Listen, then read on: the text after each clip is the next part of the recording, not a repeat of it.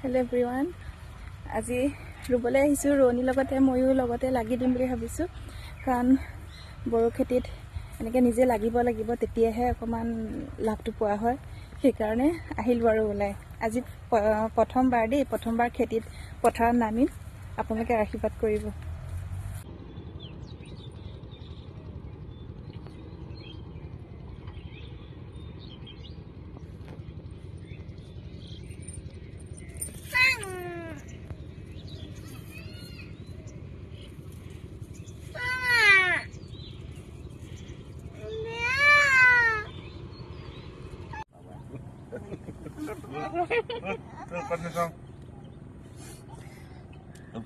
নাহিবা নাহিবা নাহিবা নাহিবা হৈ গ'ল শেষত।